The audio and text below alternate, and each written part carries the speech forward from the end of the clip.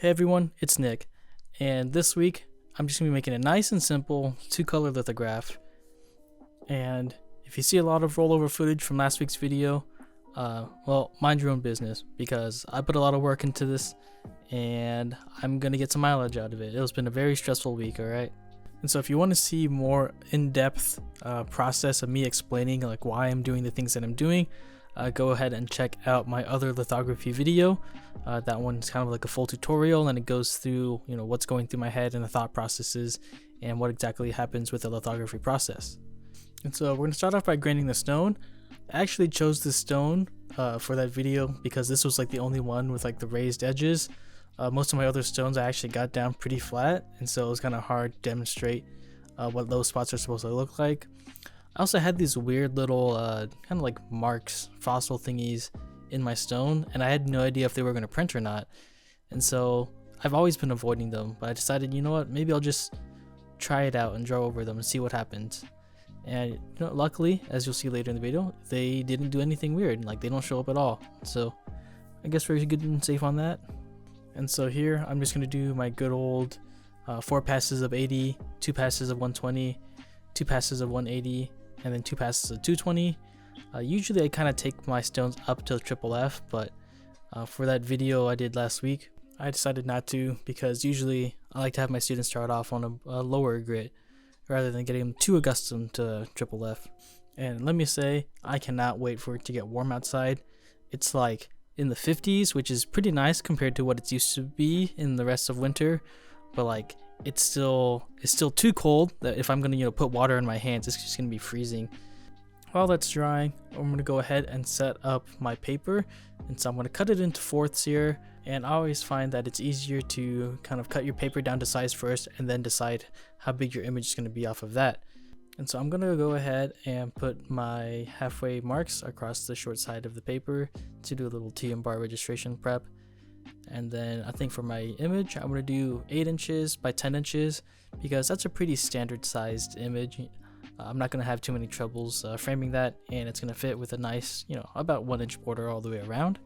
And then I'm going to put some gum arabic in the border areas to ensure I don't make this image bigger than 8 inches by 10 inches. No cool rounded corners this time. I'm just going to do a straight bordered image. And then after a quick iron oxide transfer later, we're ready to start drawing. And so in the days leading up to me making this project, I've been making the YouTube videos, and my computer is starting to get pretty full on storage. I bought this 2TB SSD back in, I want to say 2019, and I was like, man, I'll never fill this thing up. I'm just going to spend so much money on this, and it's going to last me a while. And then now here I am, just a few years later, it's already full, and now I need some more storage for these YouTube videos. Because man, like this video that I'm working on right now, I've got like 60-70 hours worth of footage, and this is like 200 gigabytes on my computer. And so I've been deleting just like the scrap footage from my videos, but the videos themselves are also taking up so much space. And so I was like, maybe I should buy another SSD, upgrade my storage. And so I got like a 1TB SSD external that I'm offloading all this footage onto, because my main computer only has like 200 gigabytes of free space. And I was thinking about it, and I was thinking about sending people to space and how they did that on such primitive compared to today's hardware. Their bytes or bits that they were storing their information on were like literal like physical rings that were like I could tangibly hold. And then now they've kind of transformed down into this some sort of trapping electrons in flash memory, and it's like it's become so advanced.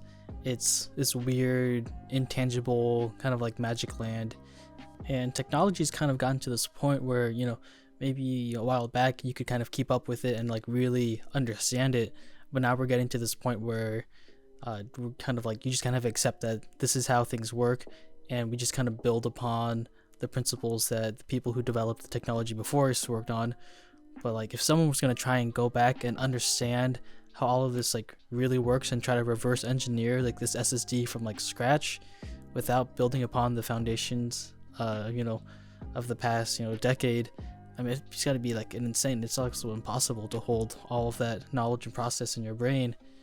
And so this image right here, this kind of piece is just kind of exploring that weird, intangible, what is science kind of seems like magic at some point once it gets, you know, too advanced and you can no longer keep up with it. And so in this image, you'll kind of see a blend of architecture mixed with computer components, and standing in the middle of it is one of my favorite symbols, is the astronaut kind of having his hands together praying, you know, reach kind of the pinnacle of science, standing atop all of this, you know, technology. He has built it, but he also just kind of has to have faith and just kind of understand that it's gonna work, even though he's not gonna truly understand, you know, how every single little detail of it is gonna function and work.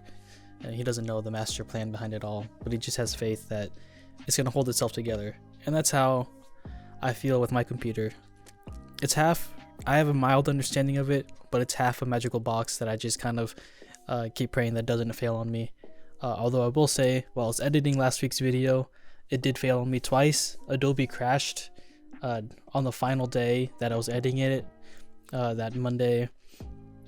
Hey man, like right before I was done, it crashed and the autosave didn't work, and so I had to redo all of Monday's work, and then it crashed a second time and I had to redo it again. Well, I had to update NVIDIA drivers and then I had to do it again because that's what the problem was apparently.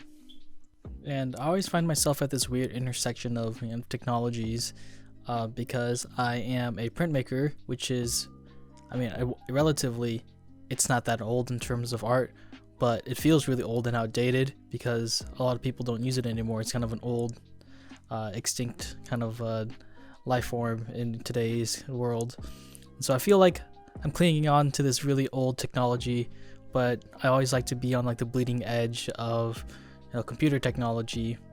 And speaking of computer technology, I don't know if you noticed or not, but I have a new microphone.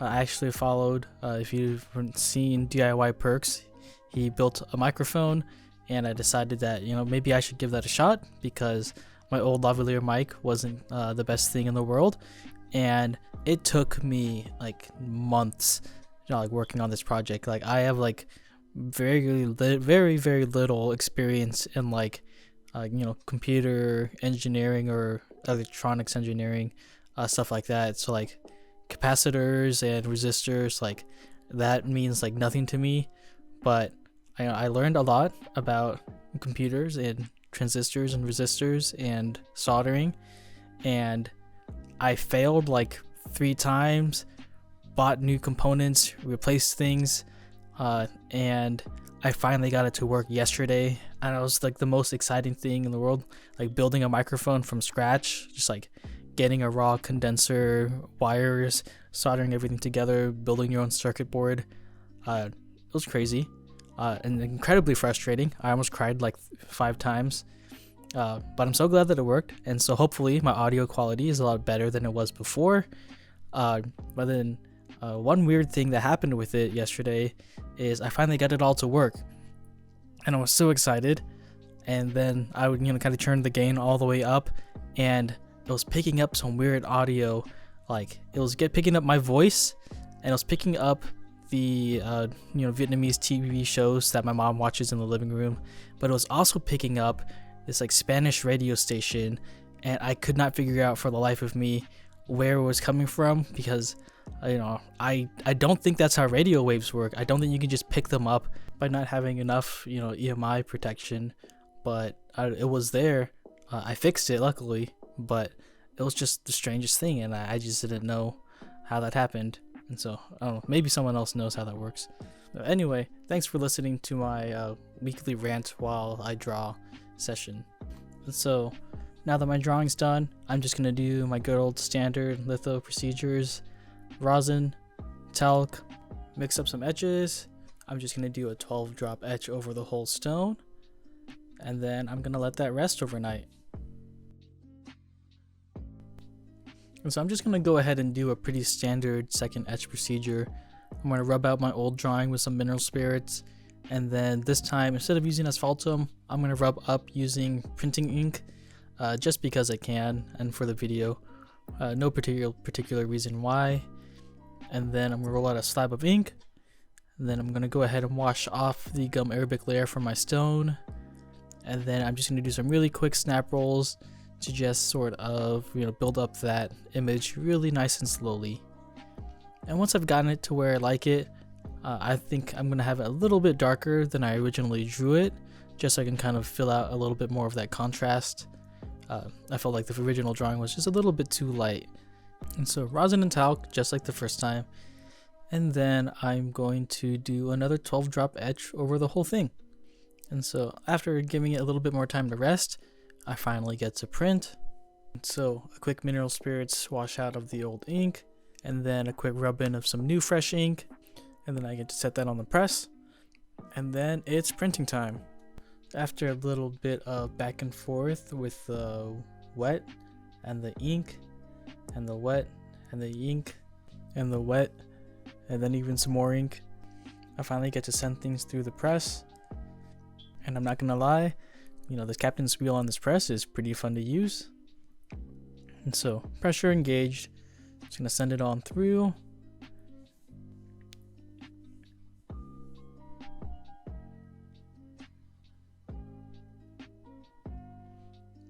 And then voila, my image is done.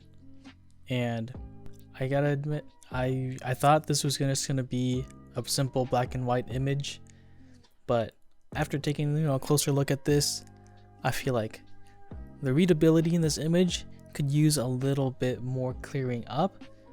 And so I decided I should probably do a color layer.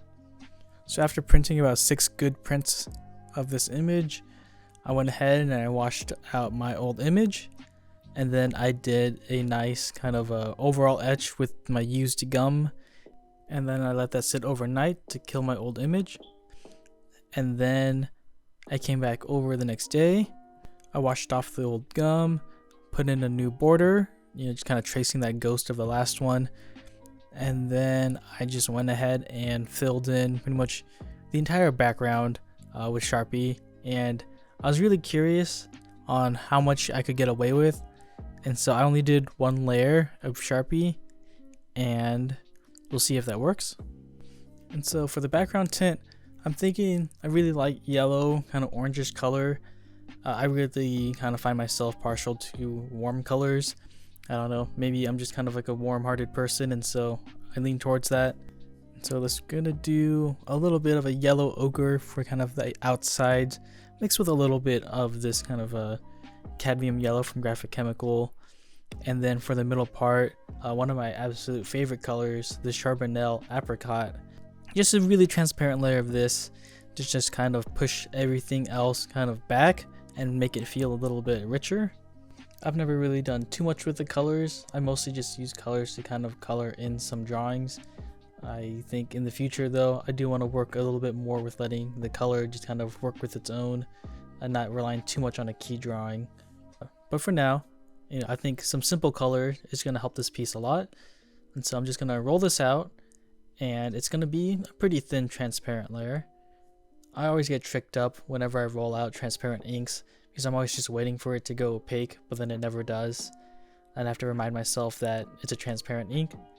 And so once it's been rolled out nice and evenly, I'm going to go ahead and wash off that kind of protective gum border that I drew around the edges. And then I'm going to roll up, and hopefully this works and it's not a complete disaster. And it looks like as long as I don't have too much water on the stone, that this 1 layer of Sharpie is actually doing its job. And I kind of half expected it to just not take ink and it'd get overpowered by the water, but it worked. And man, you can see how much ink it's eating up just for this gigantic solid flat. You can see it over here on my roller, just kind of this void of the ink being gone. And it doesn't help looking at the stone either how much ink you have down, because that black Sharpie layer just kind of muddies up the color that's on there. And so hopefully this looks good and not what it looks like on my stone. And then it's another kind of crank its way through, pressure down, and then it's time to print. And I don't know, I kind of talk about it like it's a really tedious and like not fun job, but I really do enjoy doing this. I don't know, I feel like it's really fun to just kind of make prints, especially on this fun little captain's wheel press over here. Although one day I do wish to own like a nice Charles brand press, since that was the first lithography press that I learned on. It just has a special place in my heart. Or if one day I'll get access to like a laser cutter or like a water jet cutter, and then I have designs to build like another press that'd be better than this one. Anyway, pressure off, and then tympan off, and then the moment of truth. And I'm pretty happy with this. I think that this, just slight bit of color over the whole thing just kind of is enough to push everything back, but it still kind of gives me that clarity and kind of letting that key drawing just kind of pull its own weight. But yeah, that's basically it. I mean, there's some cleanup after this, but who wants to see that? And so if you enjoyed watching me make this print, leave a like down below. And if you want to support me, check out my website. I've got a lot of things for sale, including those litho pencils that I was using. And you can always follow me on Instagram if you want to see what's up, or sometimes I'll post progress shots of projects that I'm working on, so you can get a little bit of a sneak peek. But that's it for this week. I'll see you all next time.